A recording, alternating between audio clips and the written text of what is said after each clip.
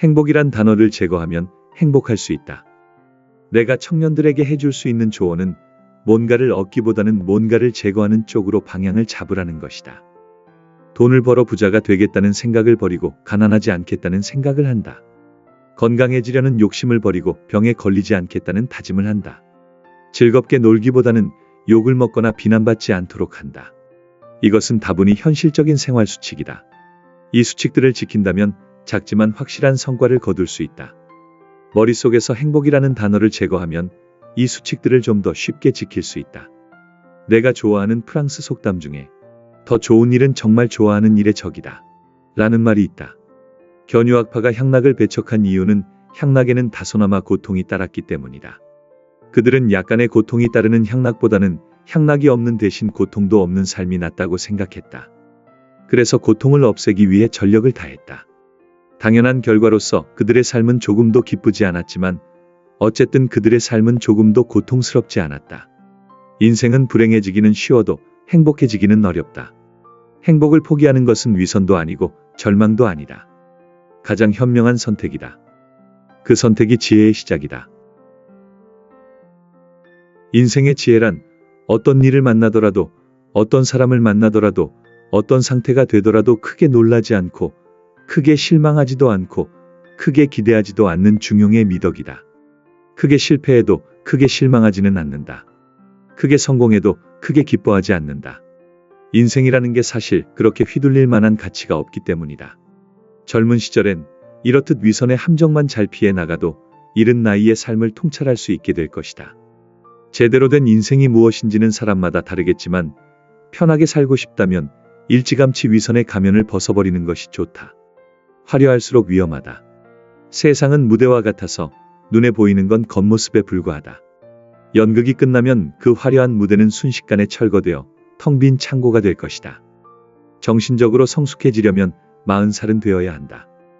인생을 살아갈수록 중요하지 않은 일이 점점 더 늘어난다. 중요하지 않은 일이 자꾸 끝없이 되풀이되면서 처음에는 중요했던 일들이 점차 중요하지 않게 변해간다. 시간이 흘러가지만 흔적이 남지 않는다. 생명은 36살까지는 시간의 이자로 살아가고 36 이후부터는 시간 그 자체를 갉아먹으며 살아가는 것이다. 그래서 젊었을 땐 적자가 발생해도 미미해 보인다. 어차피 이자일 뿐이므로 지출이 과해도 걱정되지 않는다. 그러나 시간이 베푼 이자가 중단되고 원금을 사용하는 때가 오면 사라진 시간의 이자가 아쉽게 다가오는 것이다. 결국 나이가 들수록 시간이라는 생명의 원금이 계속해서 빠져나간다.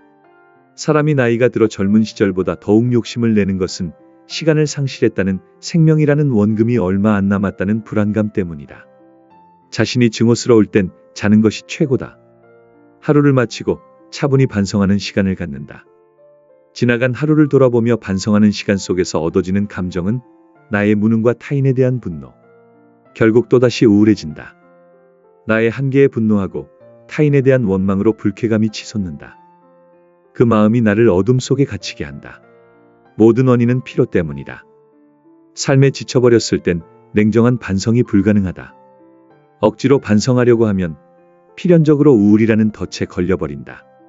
지쳤을 땐 반성하는 것조차 피곤하다. 지나간 일을 되돌아보는 것도 지겹고 일기 같은 걸 쓰는 것도 괴롭다. 생활에 활기가 넘치거나 즐겁게 활동하거나 어떤 일에 흠뻑 빠져 집중할 때는 지나간 일을 뒤돌아보지도 반성하지도 앞으로 다시는 이런 실수를 하지 않겠다고 다짐하거나 계획을 세우지도 않는다. 반성하고 있다는 것은 지나간 시간을 되돌아보고 있다는 것이며 자신을 한심스레 여기고 있으며 타인을 증오하는 중이고 영혼과 육신의 휴식이 필요하다는 신호다. 이럴 땐 그저 쉬는 게 최선이다. 반성은 자기 혐오다. 자기 자신이 하찮게 느껴질 때 인간은 뭔가 반성할 만한 건수가 없는지 두리번거린다. 뭘 해도 기운이 나지 않을 때 인간은 무턱대고 반성하며 자아를 성찰한다. 그럴 바에야 아무 생각 없이 잠자리에 드는 편이 낫다. 자신이 증오스러울 땐 자는 것이 최고다. 도박도 기도도 명상도 도움이 안 된다. 여행도 도움이 안 되고 술을 먹어봐야 자기 혐오만 짙어질 뿐이다.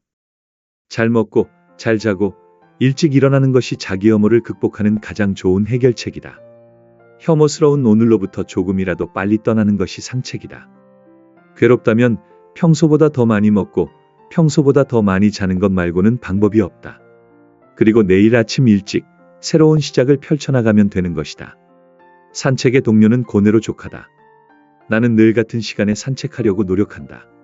산책은 직장과 마찬가지다. 매일 같은 시간에 출발해 같은 시간에 끝마치는 습관을 들여야 한다. 산책할 때는 생각할 것들을 챙겨간다. 어려운 과제들을 가져가는 것이다. 그래서 나는 동행을 두지 않는다. 산책의 동료는 고뇌로 족하다.